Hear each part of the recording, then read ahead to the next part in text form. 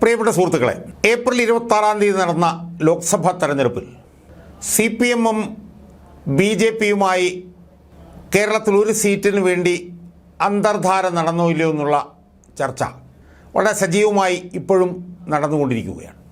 ആ ചർച്ച കൂടുതൽ സജീവമാകാനുള്ള കാരണം ദല്ലാൽ നന്ദകുമാർ എന്ന വിവാദ കഥാപാത്രം നടത്തിയ വെളിപ്പെടുത്തലാണ്. ആ വെളിപ്പെടുത്തലിൽ ഉയർന്നു വന്ന ഏറ്റവും പ്രധാനപ്പെട്ട ഒരു വിഷയം എന്ന് പറയുന്നത് BJP-യുടെ ഉയർന്ന നേതാവായിട്ടുള്ള പ്രകാശ് ജാവ്ഡേക്കറുമായി EP ജയരാജൻ ദല്ലാൽ നന്ദകുമാറിൻ്റെ സാന്നിധ്യത്തിൽ നടത്തിയ ചർച്ചയുമായി ബന്ധപ്പെട്ട് ദല്ലാൽ നന്ദകുമാർ നടത്തിയ വെളിപ്പെടുത്തലാണ്. ആ വെളിപ്പെടുത്തലുകളിൽ ഏറ്റവും പ്രധാനപ്പെട്ട ഒരു വിഷയം എന്ന് പറയുന്നത് തൃശ്ശൂരിൽ സുരേഷ് ഗോപിയെ ജയിപ്പിക്കാൻ വേണ്ടി നടന്നതായി ദല്ലാൽ നന്ദകുമാർ പറയുന്ന ചർച്ചകളാണ്. പല സമയത്തായി നടന്ന ചർച്ചകളിൽ അതിൽ EP ജയരാജൻ്റെ വീട്ടിൽ നടന്ന ചർച്ചകളും ഉണ്ടായിരുന്നു. ആ ചർച്ചകളിലൊക്കെ തന്നെ ഉയർന്നു വന്ന ഏറ്റവും പ്രധാനപ്പെട്ട ഒരു വിഷയം എന്ന് പറയുന്നത് തൃശ്ശൂർ സീറ്റിൽ സുരേഷ് ഗോപിയെ വിജയിപ്പിക്കാൻ വേണ്ടി പ്രകാശ് ജാവ്ഡേക്കർ മുന്നോട്ട് വച്ച നിബന്ധനകളാണ്. അപ്പോൾ ആ ചർച്ചകളുടെ എല്ലാം അടിസ്ഥാനം തൃശ്ശൂർ സീറ്റ് എങ്ങനെയെങ്കിലും BJP-ക്ക് വിജയിക്കാനുള്ള സാഹചര്യം ഉണ്ടാക്കുക എന്നുള്ളതായിരുന്നു. ആ സാഹചര്യം ഉണ്ടാക്കുന്നതിന് വേണ്ടി 3 പ്രധാനപ്പെട്ട നിബന്ധനകൾ പ്രകാശ് ജാവ്ഡേക്കർ മുന്നോട്ട് വെച്ചു എന്നാണ് വിവാദ ദല്ലാളായിട്ടുള്ള നന്ദകുമാർ പറഞ്ഞിട്ടുള്ളത്. അതിലൊന്ന്, ലാവ്ലിൻ കേസിൽ നിന്ന് CBI പിന്മാറും എന്നുള്ളതായിരുന്നു. 2, പിണറായി വിജയനെതിരെയുള്ള സ്വർണ്ണക്കള്ളക്കടത്തുള്ള ഉൾപ്പെടെയുള്ള മറ്റ് കേസുകളെല്ലാം അവസാനിപ്പിക്കും എന്നുള്ളതായിരുന്നു. 3-മത്തത് 2026-ൽ CPM-ന് കേരളത്തിൽ അധികാരത്തിൽ തിരിച്ചു വരാനുള്ള വഴിയൊരുക്കും എന്നുള്ളതായിരുന്നു.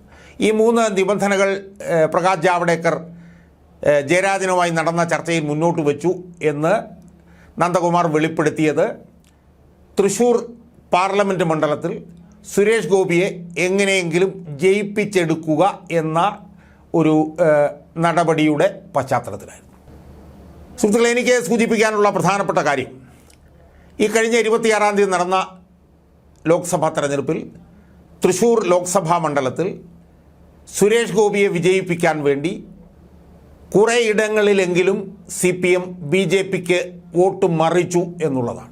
എന്ന് പറഞ്ഞാൽ തൃശ്ശൂർ മണ്ഡലത്തിൽ സുരേഷ് ഗോപിയെ ജയിപ്പിക്കാൻ വേണ്ടി CPM-ഉം BJP-യും തമ്മിൽ ഒരു ഡീൽ നടന്നിരുന്നു എന്നതാണ് എൻ്റെ ഈ വീഡിയോയുടെ ചർച്ചാ വിഷയം.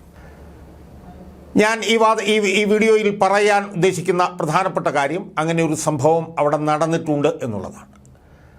ആ നടന്നതുമായി ബന്ധപ്പെട്ടുകൊണ്ട് ആ ഡീലിലൂടെ സുരേഷ് ഗോപി ജയിക്കുമോ ഇല്ലയോ എന്ന് നമുക്ക് ഇപ്പോൾ പറയാൻ കഴിയില്ല. ഞാൻ അങ്ങനെ പറയുന്നുമില്ല. അത് ബോധ്യമാകണം എന്നുണ്ടെങ്കിൽ ജൂൺ 4 കഴിയണം. അവിടം വരെ നമ്മളതിന് കാത്തിരിക്കേണ്ടി വരും. എന്തായാലും തൃശ്ശൂർ മണ്ഡലത്തിൽ ഇങ്ങനെ ഒരു ഡീൽ നടന്നിരുന്നു എന്നത് സംബന്ധിച്ച് ചില തെളിവുകൾ നിങ്ങളുടെ മുമ്പിൽ നിരത്താനാണ് ഞാൻ ഈ വീഡിയോയിലൂടെ ശ്രമിക്കാൻ പോകുന്നത്. സുഹൃത്തുക്കളെ, പിണറായി വിജയനെ സംബന്ധിച്ചിടത്തോളം ഇങ്ങനെ ഒരു ഡീൽ നടക്കുക എന്നുള്ളത് നിർണായകമായിരുന്നു.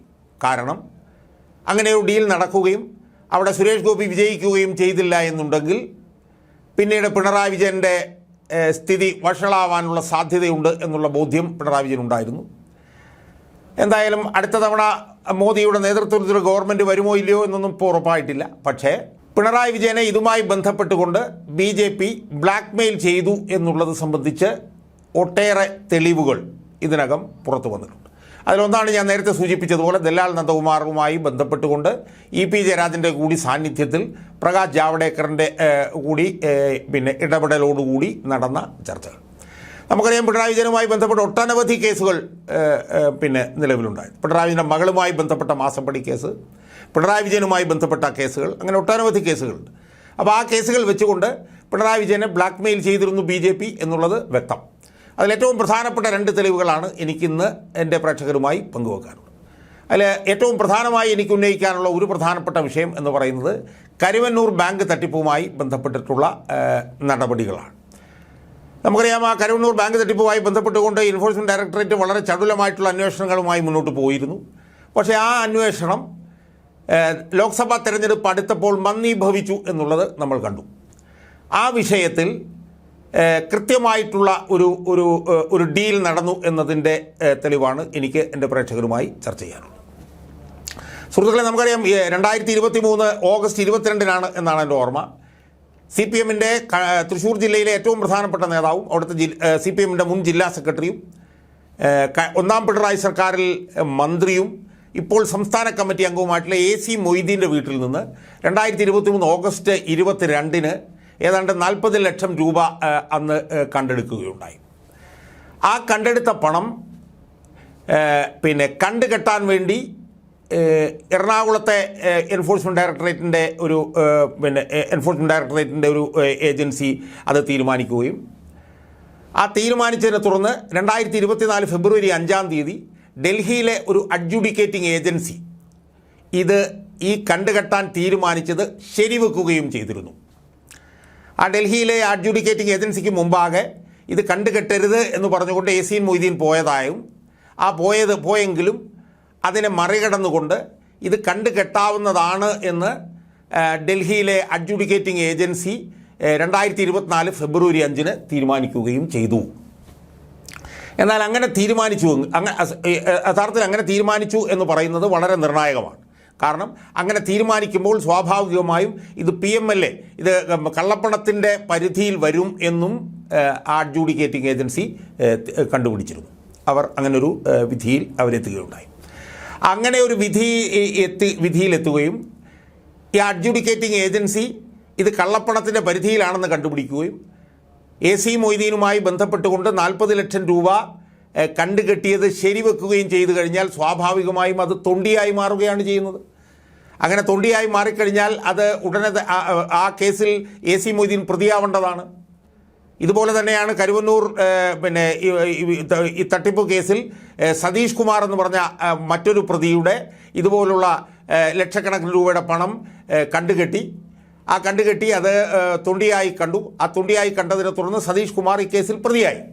പക്ഷേ സതീഷ് കുമാർ ഈ കേസിൽ പ്രതിയായെങ്കിലും സമാനമായി ഇതുപോലെ AC മൊയ്തീൻ്റെ 40 ലക്ഷം രൂപ കണ്ടുകെട്ടിയെങ്കിലും AC മൊയ്തീനെ ED പ്രതിയാക്കിയില്ല എന്ന് പറഞ്ഞാൽ ആ കേസിൽ AC മൊയ്തീനെ പ്രതിയാക്കാതെ ആ കേസ് വെച്ചുകൊണ്ട് CPM-മായി BJP വേല പേശുകയായിരുന്നു എന്ന് വ്യക്തം. ED കേന്ദ്രങ്ങളിൽ നിന്ന് കിട്ടുന്ന വിവരം എന്ന് പറയുന്നത് AC മൊയ്തീനെ പ്രതിയാക്കാനുള്ള രാഷ്ട്രീയമായിട്ടുള്ള തീരുമാനം ഡൽഹിയിൽ നിന്ന് വന്നില്ല എന്നുള്ളതാണ്. സ്വാഭാവികമായും അത് ED AC മൊയ്തീനെ കേസിൽ പ്രതിയാക്കാതിരുന്നത് തൃശ്ശൂരിലെ തെരഞ്ഞെടുപ്പിൽ BJPക്ക് അനുകൂലമായി CPM-നെ തീരുമാനിക്കാൻ വേണ്ടി നടത്തിയ വിലപേശലിൻ്റെ ഭാഗമായിരുന്നു എന്നുള്ളത് അർത്ഥശങ്കയ്ക്കിടയില്ലാത്ത വിധം ഇതിലൂടെ തെളിഞ്ഞിരിക്കുകയല്ലേ. അത് ഒന്നാമത്തെ. രണ്ടാമത്തെ കാര്യം നമുക്ക് ഓർമ്മയുണ്ടാവും. തെരഞ്ഞെടുപ്പ് പെരുമാറ്റച്ചട്ടം നിലവിൽ വന്നതിനെ തുടർന്ന് CPM 1 കോടി രൂപ തൃശ്ശൂരിൽ ബാങ്ക് ഓഫ് ബറോഡയിൽ നിന്നാണെന്നാണ് എൻ്റെ ഓർമ്മ പിൻവലിച്ച ഒരു സംഭവമുണ്ടായി. സ്വാഭാവികമായും തെരഞ്ഞെടുപ്പ് പെരുമാറ്റച്ചട്ടം നിലവിലിരിക്കുന്ന സമയത്ത് ഇതുപോലെ കണക്കിൽപ്പെടാത്ത പണം പിൻവലിക്കുമ്പോൾ അത് സ്ഥാനാർത്ഥികളുടെ തൃശ്ശൂർ ജില്ലയിലെ CPM സ്ഥാനാർത്ഥികളുടെ തെരഞ്ഞെടുപ്പ് ചെലവിലേക്ക് അത് വന്നു എന്ന് കണക്കാക്കുകയും ആ വന്നത് തിരഞ്ഞെടുപ്പ് പെരുമാറ്റച്ചട്ട ലംഘനമാണ് എന്ന് കണ്ടുകൊണ്ട് അവരുടെ സ്ഥാനാർത്ഥിത്വം അയോഗ്യമാക്കപ്പെടുകയും ചെയ്യേണ്ടതായിരുന്നു. കാരണം ഓരോ ലക്ഷത്തിൽ കൂടുതൽ പണം വരുന്നത് അതാത് ബാങ്കുകൾ ലീഡ് ബാങ്കുകളെ അറിയിക്കുകയും ലീഡ് ബാങ്ക് ഇത് ഇലക്ഷൻ കമ്മീഷനെ അറിയിക്കേണ്ടതുമാണ്. അത്തരത്തിലുള്ള യാതൊരു നടപടികളും ഉണ്ടായില്ല എന്ന് മാത്രമല്ല, ഈ സ്ഥാനാർത്ഥികൾ പെരുമാറ്റച്ചട്ടം ലംഘിച്ചു എന്നുള്ളത് കൊണ്ട് അവരുടെ സ്ഥാനാർത്ഥിത്വം അയോഗ്യമാക്കാനുള്ള നീക്കം നടന്നില്ല എന്ന് മാത്രമല്ല, ഈ 1 കോടി രൂപ CPM-ന് തിരിച്ചു കൊണ്ടുപോകാനുള്ള അവസരമുണ്ടാക്കി കൊടുക്കുകയും അത് പിന്നീട് തിരിച്ച് ബാങ്കിലേക്ക് CPM തന്നെ കൊണ്ടുവരികയും അത് പിന്നീട് കണ്ടുകെട്ടുകയും ചെയ്യുന്ന ഒരു സംഭവം ഇപ്പോൾ ഉണ്ടായിരിക്കുന്നു. ഇതും യഥാർത്ഥത്തിൽ CPM-മായി BJP ഉണ്ടാക്കിയിട്ടുള്ള ഒരു ഡീലിൻ്റെ ഭാഗമായിട്ടുണ്ടായിട്ടുള്ളതാണ്. കാരണം നിയമവിരുദ്ധമായിട്ടുള്ള പണം ഉപയോഗിച്ചു എന്ന് തെരഞ്ഞെടുപ്പിൽ നിയമവിരുദ്ധമായി ചട്ടം ലംഘിച്ചുകൊണ്ട് ഉപയോഗിച്ചു എന്ന് കണ്ടെത്തിയാൽ അതിനെതിരെ സാധാരണഗതിയിൽ നടപടി ഉണ്ടാവേണ്ടതാണ്. പക്ഷേ സ്രോതസ് ഏതാണെന്നറിയാത്ത ഈ 1 കോടി രൂപ തെരഞ്ഞെടുപ്പ് പെരുമാറ്റച്ചട്ടം നിലവിൽ വന്നതിന് ശേഷം ബാങ്കിൽ നിന്ന് പിൻവലിക്കാനും അത് CPM പാർട്ടി ഓഫീസിൽ സൂക്ഷിക്കാനും അത് തിരിച്ചു കൊണ്ടുവരാനും അത് തിരിച്ചു കൊണ്ടുവന്നപ്പോൾ കണ്ടുകെട്ടാനുമുള്ള അവസരം CPM-ന് ഉണ്ടാക്കി കൊടുത്തതും പിന്നെ CPM-ഉം BJP-യും തമ്മിൽ തൃശ്ശൂരിലെ സീറ്റ് പിന്നെ BJP-യെ വിജയിപ്പിക്കുക എന്നുള്ള ലക്ഷ്യത്തോടു കൂടി നടന്നിട്ടുള്ള അനധികൃതമായിട്ടുള്ള ഇടപാടിൻ്റെ ഭാഗമാണ് എന്ന് നമ്മൾ നിരീക്ഷിക്കേണ്ടി വരും.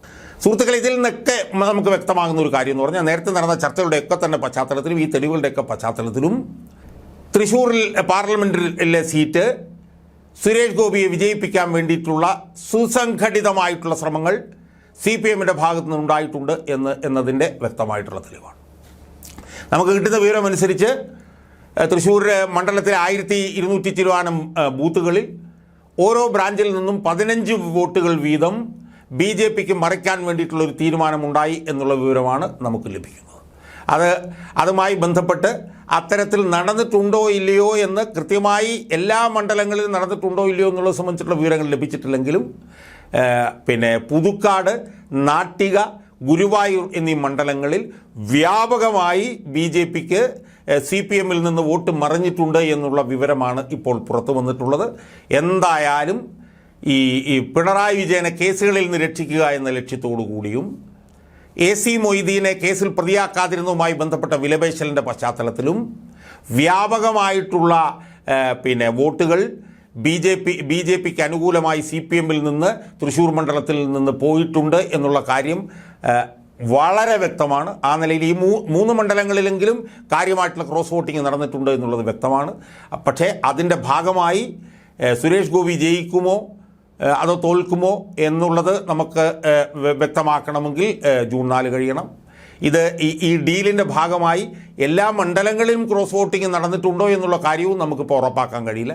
എന്തായാലും 3 മണ്ഡലങ്ങളിൽ വ്യാപകമായിട്ട് വോട്ട് മറിഞ്ഞിട്ടുണ്ട് എന്നുള്ള കാര്യം വളരെ വ്യക്തമാണ്. എന്തായാലും അതിൻ്റെ പ്രത്യാഘാതം എന്താണ്, അതായത് ഡീലുണ്ടായിരുന്നു എന്നുള്ളത് വളരെ വ്യക്തമാണ്. അതിൻ്റെ തെളിവുകളാണ് ഞാൻ നിരത്തിയത്. അത് എല്ലാ മണ്ഡലങ്ങളിലും നടന്നിട്ടുണ്ടോ ഇല്ലയോ എന്നുള്ള കാര്യം ജൂൺ 4 കഴിഞ്ഞാൽ മാത്രമേ നമുക്ക് വ്യക്തമായി ബോധ്യപ്പെടാൻ കഴിയുകയുള്ളൂ. സുരേഷ് ഗോപി ജയിച്ചിട്ടുണ്ടെങ്കിൽ അത് 100% ഉറപ്പാണ്. ഇനി സുരേഷ് ഗോപി തോറ്റാൽ പോലും 3 മണ്ഡലങ്ങളിൽ ഈ ഡീലിൻ്റെ ഭാഗമായി വ്യാപകമായിട്ടുള്ള വോട്ടുകൾ BJP-യിലേക്ക് CPM-ൽ നിന്ന് മറിഞ്ഞിട്ടുണ്ട് എന്ന് നമുക്ക് അനുമാനിക്കാവുന്നതാണ് എന്നാണ് എനിക്ക് തോന്നുന്നത്.